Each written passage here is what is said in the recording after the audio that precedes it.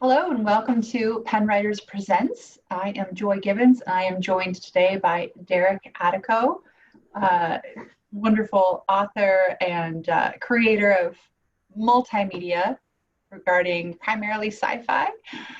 Is that right? And Yes. Derek, thank you so much for being here with us today. Please just take the floor and tell us a little bit about yourself. Thank you for having me, Joy. I really appreciate the opportunity. So yeah, my name is Derek Tyler Attico. I'm primarily a science fiction author. I've primarily short form fiction, short story fiction, and I've also done essays. I have ventured also into screenwriting. I learned how to write for comics. I've done some of my own. And I'm currently working on a long form on a novel. So I've done a little bit of everything. Oh, and I'm sorry, I also forgot, I am also currently working on RPG gaming, writing for games for Modifius Games, Star Trek Adventures. Wonderful. Awesome. So it sounds like you've got a lot of different plates spinning at once. Absolutely, absolutely. Absolutely. It's all exciting. It's all fun. It's all about just understanding how to write in different mediums and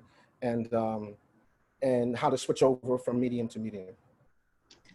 Interesting. So how does it vary for you, say, between working on your novel, working on long form storytelling, and working on something like graphic novels or comics?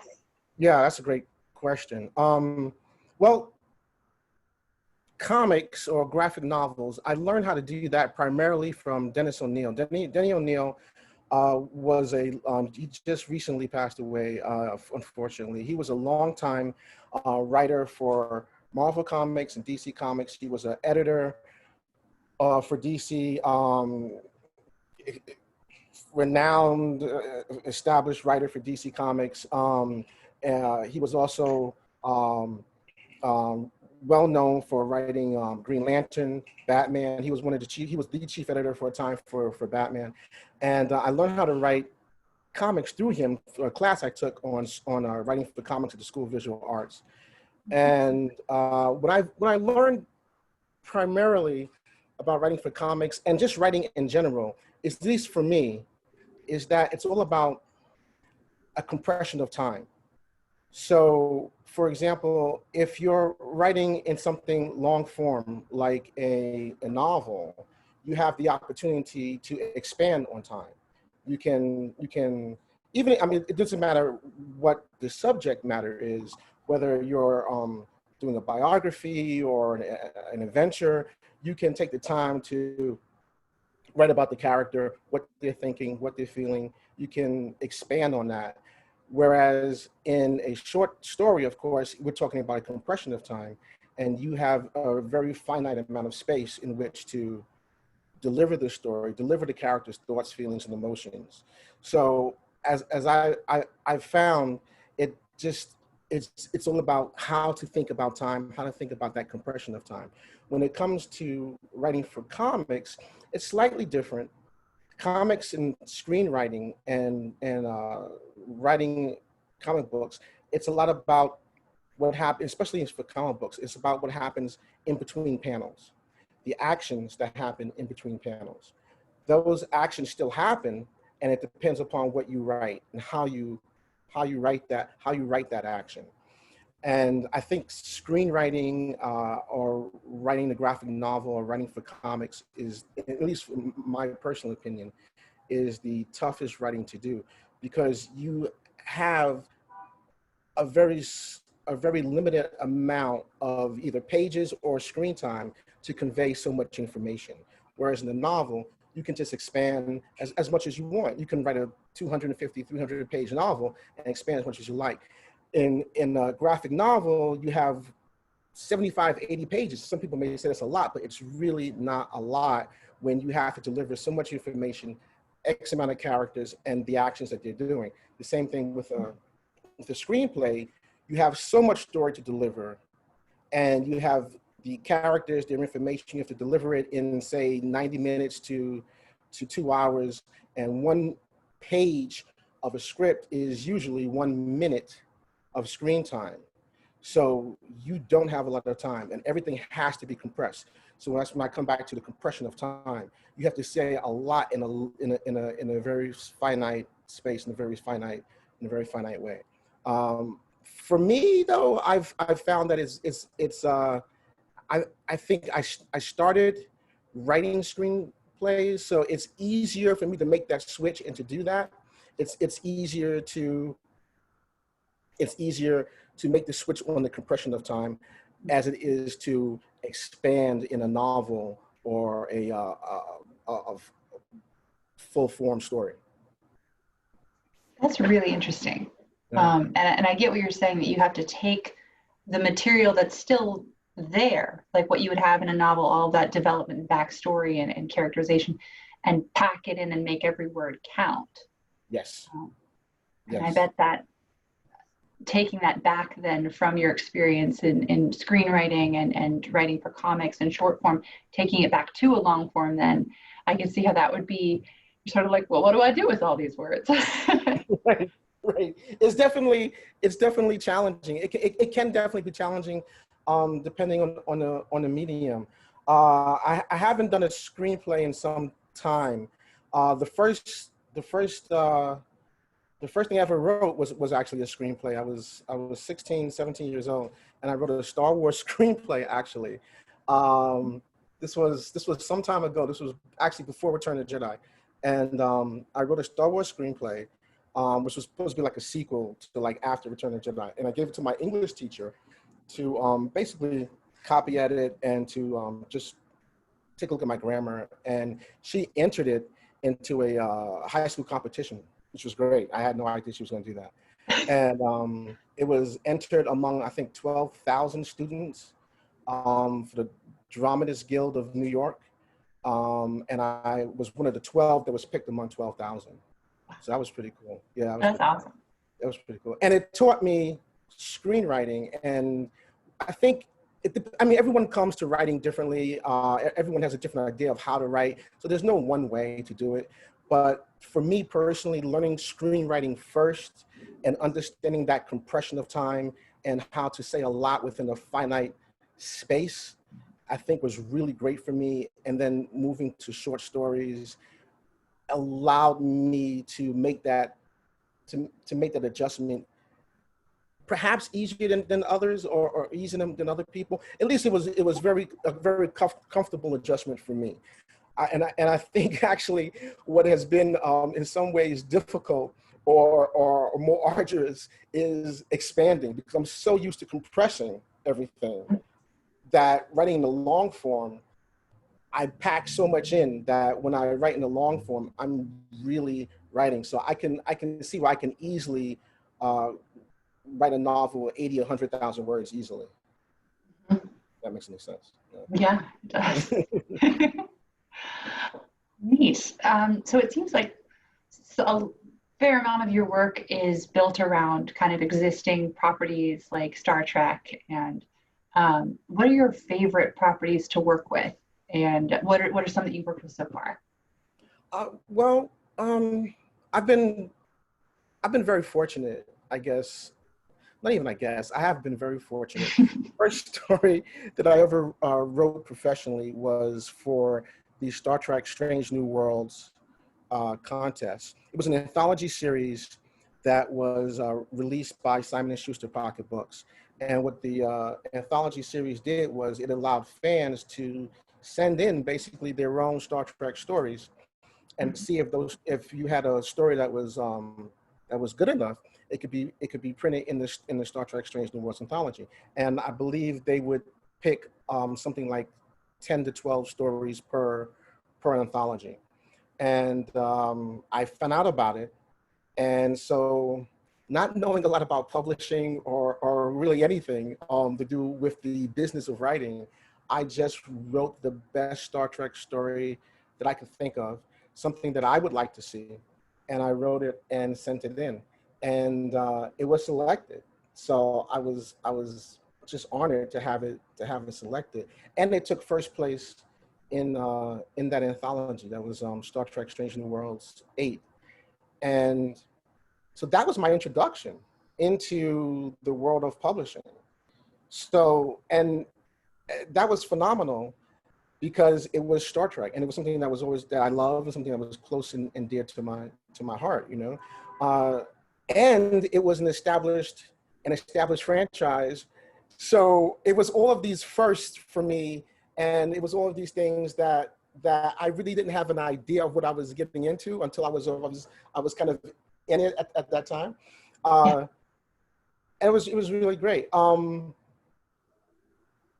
After that, and since then, I've been fortunate enough to write again for Star Trek, and I've been invited back to I've done some essays with Star Trek Magazine. I'm currently working with Modifius Games, doing Star Trek content and material for them. So working in the Star Trek universe has been an absolute joy, I have to say. That's something that I never necessarily planned to happen, but because of my first story and that story and that work, I've gotten to continue to do work in the Star Trek universe, and that's been fantastic. Wonderful. What a cool way to start to be a part of something that you're already such a fan of. Yeah. Like and then you get to work within that realm. That's really, really cool.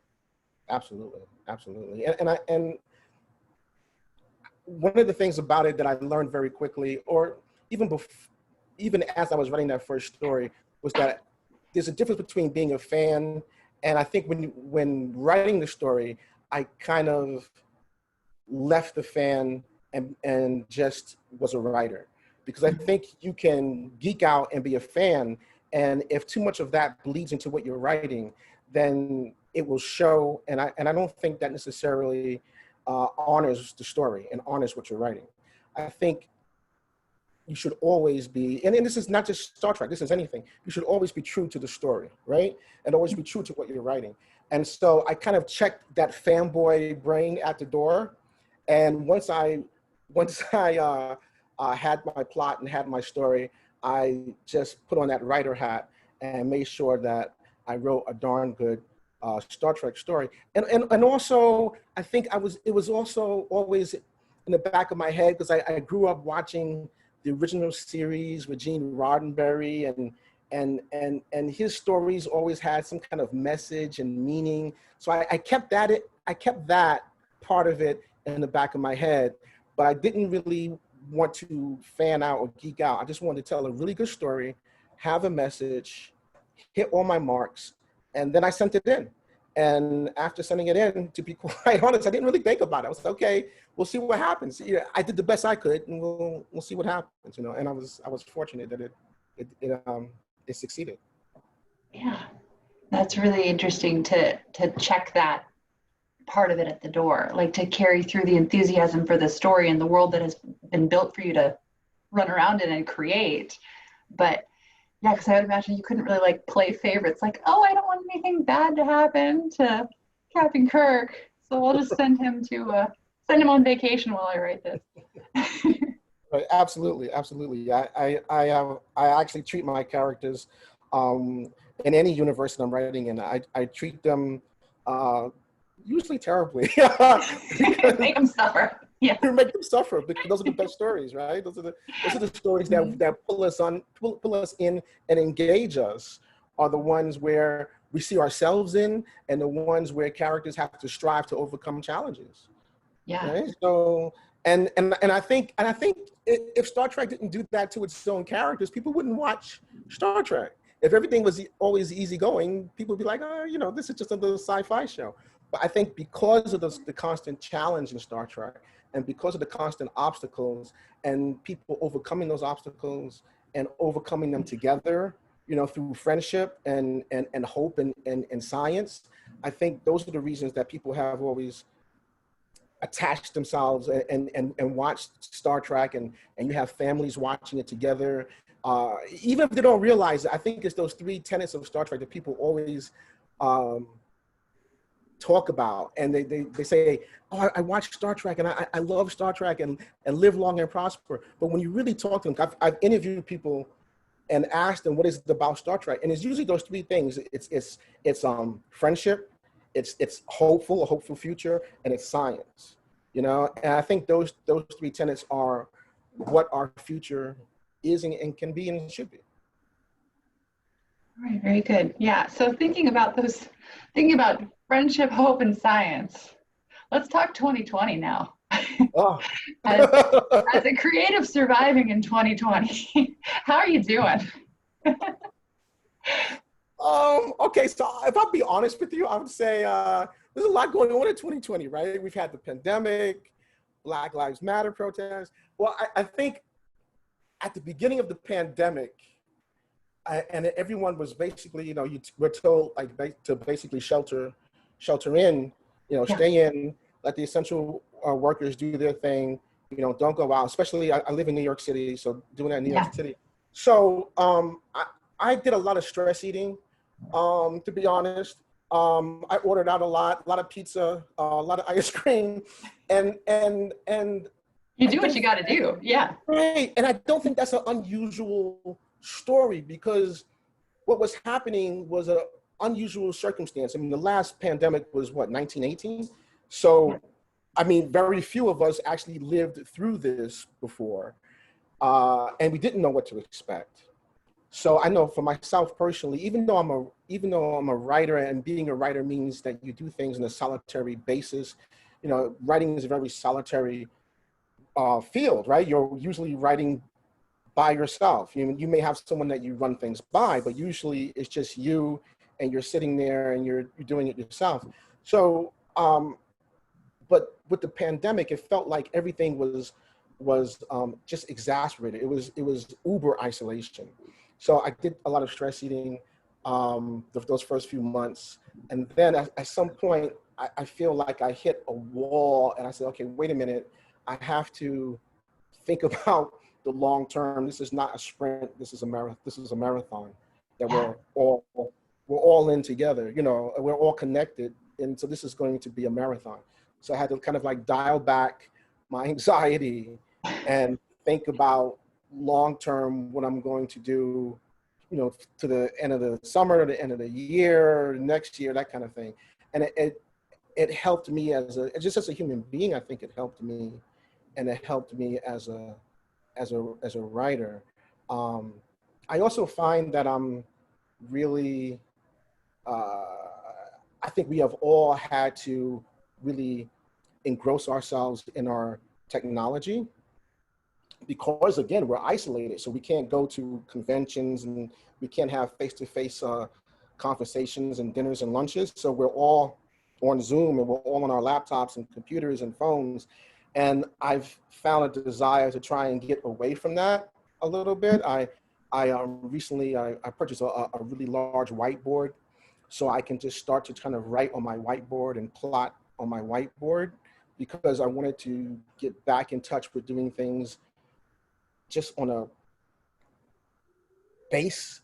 Yeah, to have that tactile level, and get away from the digital influence in my life, because I felt like I was in some respects drowning in the digital sea that we are all immersed in now, and we have no choice but to be immersed in this digital sea. So that's one aspect, and I think I'm starting to make inroads in how to deal with that, and I'm on Twitter, I'm on the Facebook, I'm on the Gram, but there are times when I just have to, you know, kind of like detach from all that. Yeah, unplug a little. Right, exactly. Then after, on top of that, then you have the whole Black Lives Matter and protests and George Floyd, and where it was a horrendous incident that America got to actually see someone literally being murdered, 8 minutes and 46 seconds of a murder, which was horrendous. And I was shocked, and I think everyone, I think that was an incident that transcended who you were, your social class, your color, your ethnicity. I think it really didn't matter. When you watched it, you saw the injustice of what was happening. And the protests that came out of that, what happened was horrendous and wrong. But I think the protests that have now erupted worldwide are in many ways positive. I mean, I don't think there's any negative, I don't think there's any negative aspect to protesting for equality. You know, none of us can be free until we're all equal.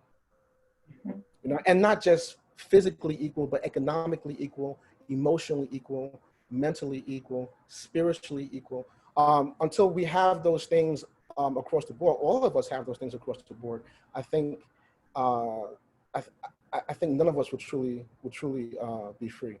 And so I personally, obviously I'm Black, I'm a writer.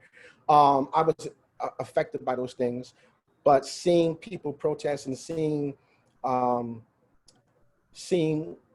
the intensity of what was happening has affected me emotionally in two ways. One, of course, I'm saddened when I see aspects of injustice, but at the same time, to see people in the face of a pandemic go out and protest, it says how much people are willing to fight for justice. It says how hopeful people are and how much they want change. So, whereas we've seen something that is horrendous, then we see how average everyday Americans, what they will do to institute change and improve their situation. And not just one group of Americans, but you see literally in these protests, you see everyone out there, because wrong is wrong. Yeah. So, and that gives me some I would say, hope and inspiration. That's a beautiful way to describe it. Yeah, it's to find the positive that can grow out of something that is just horrific, and to see the response that can build in the face of injustice. It's tragic, but I am, like you, I am heartened to see the growing response and the fact that it, in a lot of cases, not all, but hopefully in enough, it has seemed to be a sustained anger and a sustained concern, that it's not kind of cycling out of the news entirely. So here's hoping. And Right. you sort of, to look at my next question that I had sent you, you sort of appropriately already answered this, but what would you say that you're hopeful about as a creative in this very tumultuous time in our country and in the world? What gives you hope, and what do you hope to see come out of this, and what concerns you the most as well going forward? Those are really great questions. I'm hopeful in seeing I know something of injustice and discrimination, but there are those younger than me that have experienced it, but not really experienced it. And unfortunately, the current government we have is educating a lot of young people on what it means to be discriminated against, to not be liked just because of your ethnicity, or because of your sexual preference, or because of your gender. And things that it's crazy, in my personal opinion, but that's where we're at. And so they are learning these things, they're seeing these things, and these are things that I learned about and talked about in my own family, and the marches of the civil rights movement, and not that it was a one specific static era of the 60s, as we have all experienced now, that the civil rights movement is not one time, it is continual, it is ongoing. the fight never ends, the struggle always continues. So what I'm hopeful about is that a lot of young people they're like, well, it's up to me now, and it's a pandemic, and I'm getting out in the street, and I'm just going to protest. I'm going to do it because an injustice anywhere is a threat to justice everywhere. So they're going and they're doing it, and they're doing it because they feel they have to, and they're right, they have to, and we all have to. And this is how you chip away at institutional discrimination. This is how you chip away at those things that have been set up for centuries. It doesn't happen overnight. It doesn't happen unfortunately, in decades. It happens by protest. It happens by making laws that will change it and give parity to all of us and equality to all of us. But as we see, it will take time. So I'm hopeful in that. That it's everyone. It's not, like I said before, it's not just one group of people. It's everyone that is rising up, getting up, and everyone is fed up. And when you're a person of color and you see people that are not, to be quite honest, when you see people that are not persons of color and they're fed up, because they're like, well, why are we still doing this? And they are protesting and marching and saying something and speaking out with you, then that is hopeful. Now, the second part of that question is like, what do I fear, or what am I afraid of, in a sense?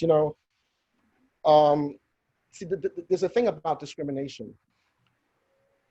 The first rule of discrimination is you don't talk about discrimination. So discrimination has two mechanisms to it. It's one is that it discriminates against whoever it's designed to discriminate against.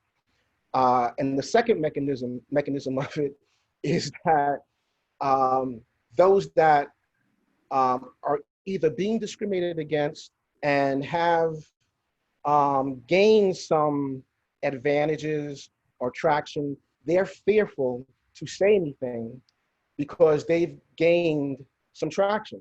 So if they see discrimination against someone else, they don't say anything. At the same time, those that are not being discriminated against, they don't want to lose their positions, right? So they don't say anything. And right? I mean, and no one talks about this, but this is the truth. And so there are two mechanisms that are insidious and at the same time ingenious about discrimination. So no one talks about it. It happens every day.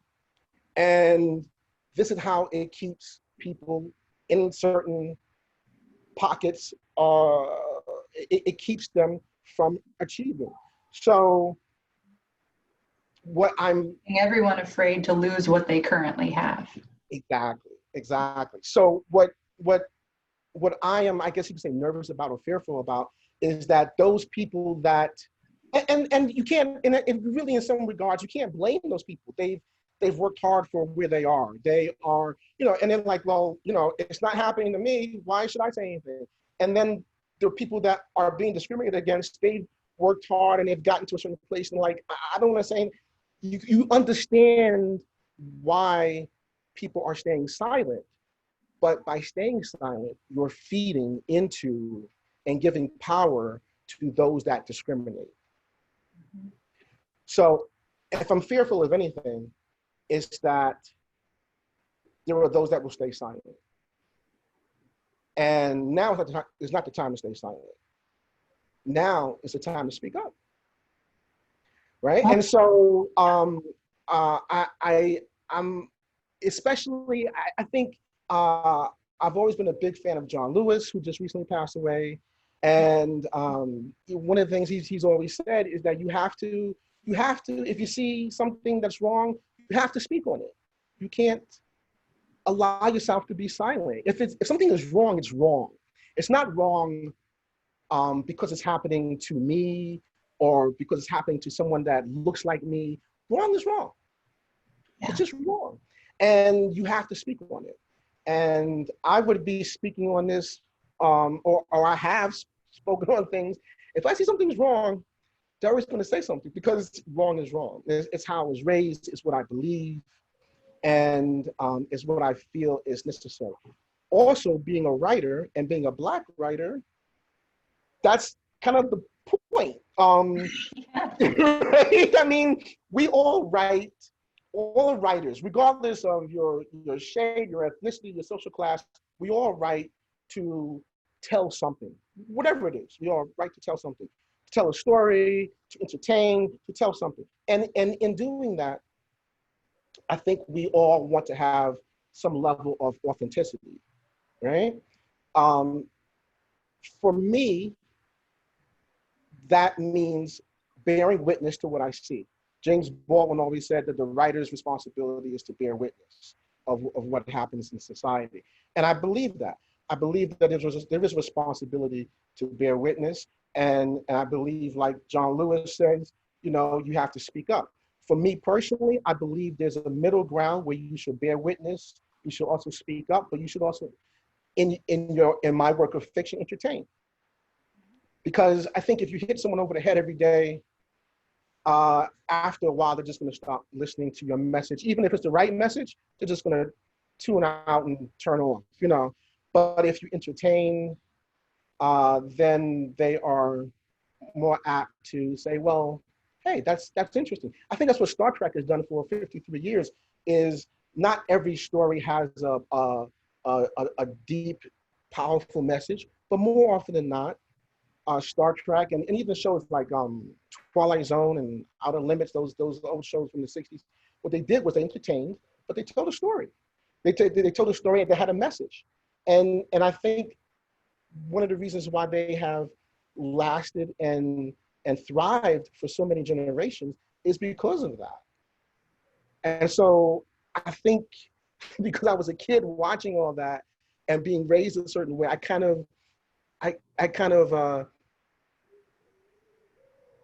just kind of put that all into how I write and who I am as a writer. So I think that as I write, I have to have a message, whereas and I do want to entertain. And even I'm not trying to hit someone over the head with it every time I write a story or every time I deliver a story to them. But what I am trying to do is say, hey, this is something that you might want to think about. This is something you might want to consider while I'm hopefully entertaining you. That is a really interesting way to sort of sum up storytelling, effective storytelling, to kind of hit those components of shining a light or holding up a mirror to our world and bearing witness to what's important and finding that message, what you want people to take away and grow from, okay, but packaging it in such a way that it's a good story that keeps people, that you can't, because you're right, nobody will buy like a novel that is just a chapter after chapter of sermons on humanity. I as wouldn't. important as they might be. Yeah. No one would. Yeah, but what a good way to imagine or to visualize what good storytelling should be. Right. And those are the stories that I grew up on. I think those are the stories we all, even subconsciously, we all grew up in those kind of stories. And whatever we enjoyed, those are the stories. And I think those are also universal stories. Whatever you like, don't like, whatever faith you have and may not have, you will find certain themes in everything where there is a message in almost pretty much everything of what to do, what not to do, of what is right, what is wrong. Mm-hmm. And at the same time, having a certain level of authenticity, I think, in those things. That's great. Beautiful. Well, I have just a couple more questions if you've got time. Sure, absolutely. Oh, thank you. So to take the discussion of sort of everything that's going on in a big picture with racial justice, with sort of broadening our collective worldview and the way that our society is put together at the institutional level, to bring that down into publishing as an Mhm. industry. I know there have been several initiatives to push for diversity in hiring, especially at like the senior editorial level, to bring in more agents of color, and with initiatives like We Need Diverse Books for Children's Lit. What are your thoughts on what is working? What do you see as a Black creator within that space that would be useful or beneficial to really moving those initiatives forward? Thank you. I think And it's a what's great, not working too? and what's not working, right? It's a great question. I can't speak a lot to children's lit, Mhm. but I read a recent article in the Times, and I think in children's lit, there's only about 7 to 9%, I believe, of the people working in children's lit are people of color. Yeah. And I think that in and of itself, those numbers, the numbers themselves speak to the problem, right? And I think when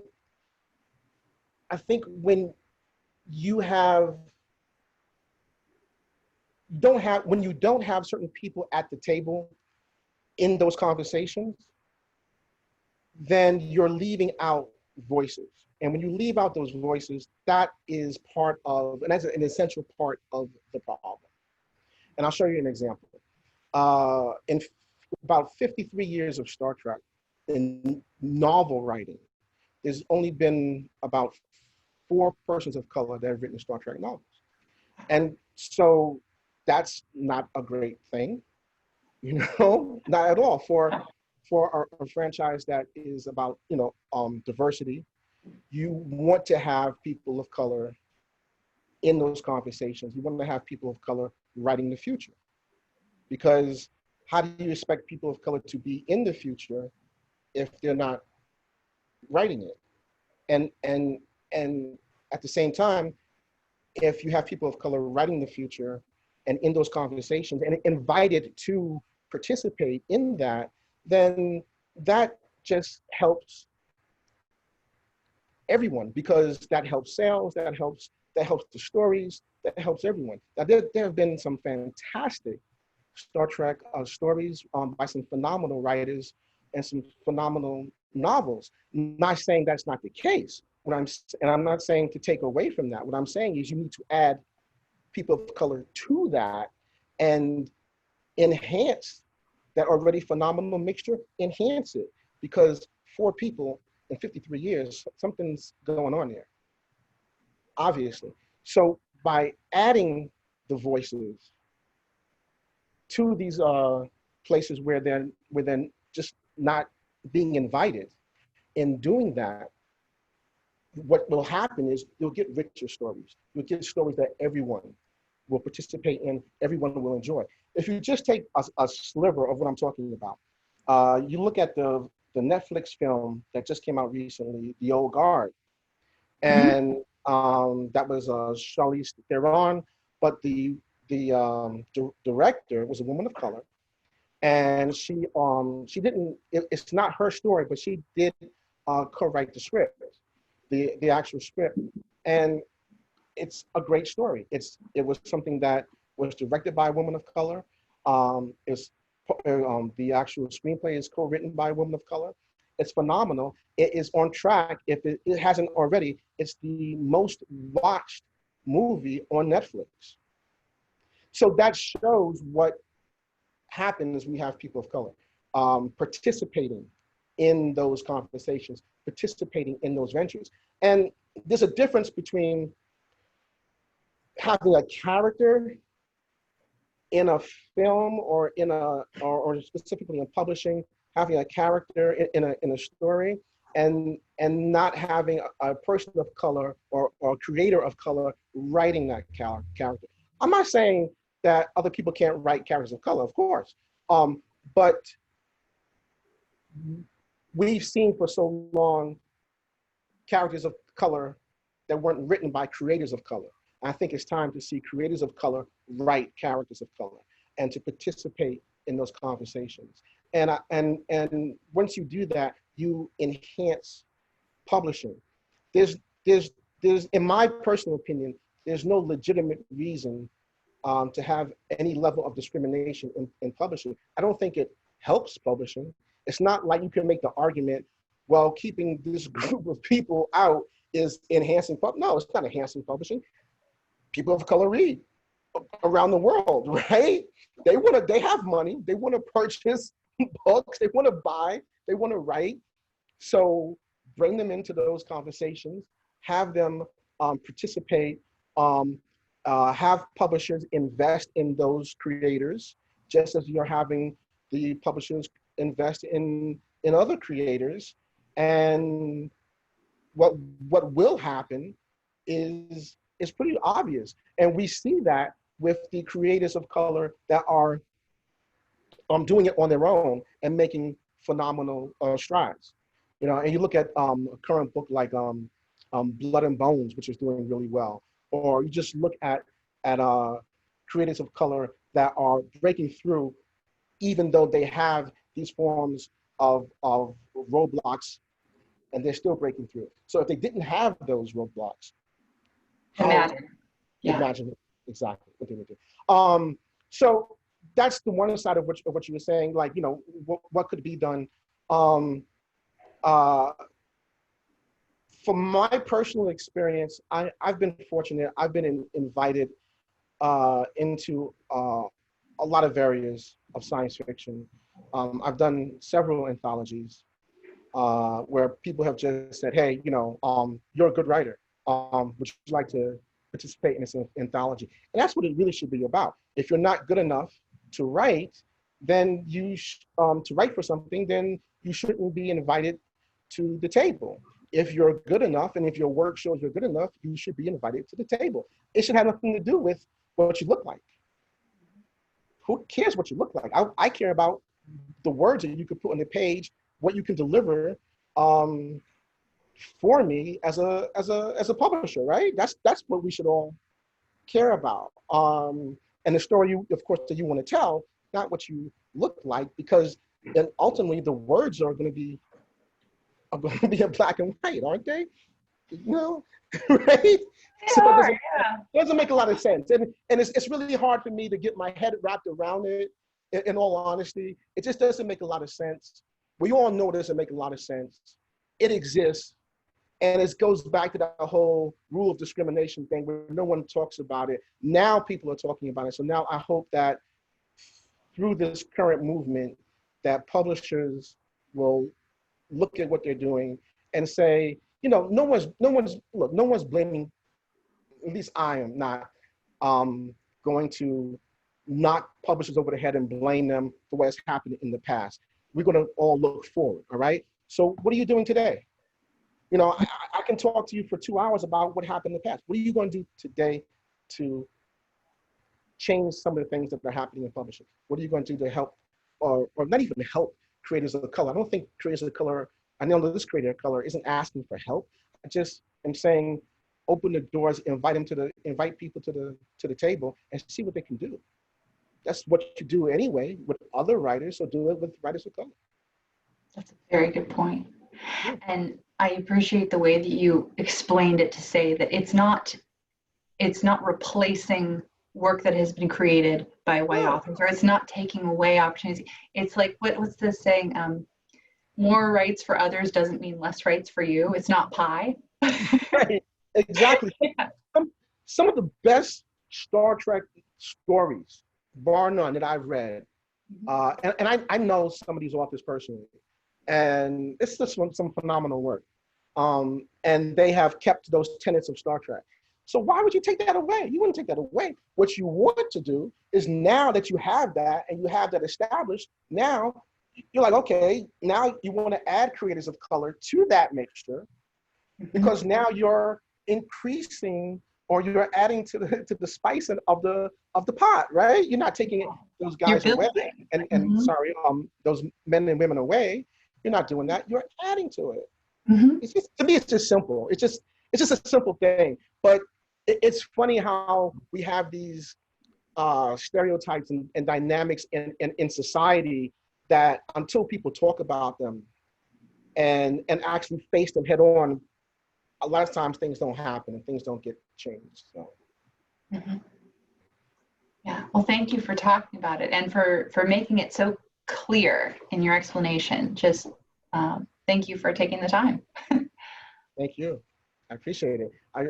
This is a great discussion. I really enjoyed having the opportunity to just voice my opinion on some of the events that are happening today, and guess how I feel about them, and discussing it with you. It's fantastic. Thank you so much. Thank you. So I just have one more question, sort of a wrap up. And thinking over your work and your path through publishing so far, what advice would you give to your younger self or another writer who's just starting out? What do you wish you had known at the beginning that you know now? That's a really great question. When I first started, I was determined to know everything I could about the mechanics of writing, how to do this, how to do that, why you don't use flashbacks or when to use them, all those things. What I knew very little of at the time was the actual business of writing. And if I'm gonna be honest, I think because of that, it delayed in some respects my foray into writing. Okay. And I actually remember a great conversation I had about kind of about that with a writer I know, and I won't say his name, but he told me, he said anytime you get an offer, you should accept it and then learn how to do it. He said, because in publishing, you say yes, and then you figure out how to do it. And I was like, what? I was like, no. He's like, you say yes, and then you figure out how to do it. And there's just a lot of things I did not know about publishing, about the publishing world, about how to navigate that world of publishing. So the message that I would have for my younger self, the message I would have for younger writers is to learn the publishing world. Another message I would have is that in today's environment, everyone has a voice, and everyone's voice is legitimate, and everyone's voice should be heard. But in saying that, not everyone's voice is necessarily helpful to you. And I spend a lot of time on Twitter, and I talk to writers on Twitter. I just talk to people on Twitter, and so a lot of young writers will text me or message me and be like, well, how do I do this or how do I do that? And they're listening to people that are trying to figure it out for themselves. And if a person is trying to figure it out for themselves, that does not make them an expert on a subject, because they're trying to figure it out for themselves.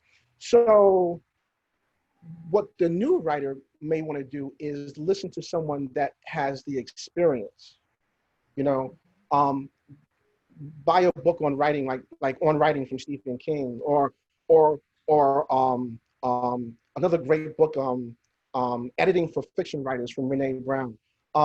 These, go to the established people and read those books, learn those lessons. Twitter is great. Social media is great, but go to the established individuals and see how they've done it. Read the people that are established, read and look at their techniques, and do that before going to the Twitter sphere, the social media sphere, and ingesting all of that, because sometimes that can lead you astray. It can. That is very timely and good advice. Yeah. Wonderful. Yeah. That's what I feel. I think that's the best advice that I would definitely give to my younger self or anyone trying to write now, because there's just so much out there, and you don't know where to navigate or where to go. And so just find someone that you love, a writer that you love, read their material. And a lot of writers that are established have written books on how to write. So go with someone you trust. Just don't listen to someone on Twitter that's like, oh, hey, I know how to write X, Y. Maybe Maybe you do. Maybe you're the next King. But I remember when I first read King's On Writing, I read it at a time when I was a very young writer, and I was like, I don't know, this guy, he's talking about his life, which is great, but and then I read it like 2 or 3 years later, and I was in different places as a writer. And I was like, oh my God, I see what King is doing. He's giving so much information, but he's also telling his life story. And it's a great book. So just that personal experience, I can tell you that I'm not just saying this, I'm saying this from personal experience. And Yeah. hopefully it could help someone. Yeah. Well, and then it kind of ties into what you were saying earlier about just surviving in the pandemic in general, right? Like there's such a glut of information and such a glut of um, sources and screens and material bombarding us, to be discerning and thoughtful about what you listen to and why. Yes. Yes. And I think, it's all coming at us 186,000 miles per second, right? The speed of light is coming at us. It's crazy. But there are times you need to turn it all off, and I'm also a little bit of a news junkie. So I watch a lot of the news, and that can be debilitating and depressing at times as well. Yeah. And right, but, Yeah. but I think there are times we just need to turn it all off, get a legal pad, get a pencil or a pen, and just be still. You can't really have coherent thought without silence. Mm-hmm. And that's something that silence is really a rare commodity in these times. It's just silence, and because I think media and just this world wants to fill that silence. And it's up to us to say, I know you want to fill the silence that I have in my life, but no, I'm not going to allow you to fill that silence for X amount of time a day. I'm only going to allow you to fill that silence in my life for this pocket of time on for say 6 to 8 p.m. You can give me all the noise, but then after that I'm going to turn it off and just listen to what's happening inside myself and just think. And I have had the most productive times personally as a human being, as a writer, as a friend, when I am still with my thoughts. And I've read material that I've written when I have like the television on or this and that. And then I've come back and read that same thing, like, oh my God, it's crap. It's crap. I'll be honest, it's crap. I need to, just, Derek, what were you doing? Just be silent and be thoughtful and just be in that moment. Don't let all this stuff just distract you. And I think because we're stuck at home in this quarantine, we want other things around to distract us and to kind of sense hold our hands. But at the same time, there is power in silence. There is power in peace. There is power in learning and identifying who we are. And meditation helps too. So. That's good advice for writing and life. Hopefully, absolutely. All right. Well, Derek, thank you so much for being here with us and for just sharing all that you have shared. It has been a wonderful, wonderful time for me, and thank you for being my first foray into Pennwriters Presents. I really appreciate it. Thank you so much. I really enjoyed discussing all these topics with you and talking with you. And I can't wait to see all the other interviews that you do with Pennwriters Presents. This is going to be fantastic. Thank you so much. Thank you so much. All right, well, I'm going to stop the recording for now. So thank you, everybody, and we'll see you next time on Pennwriters Presents.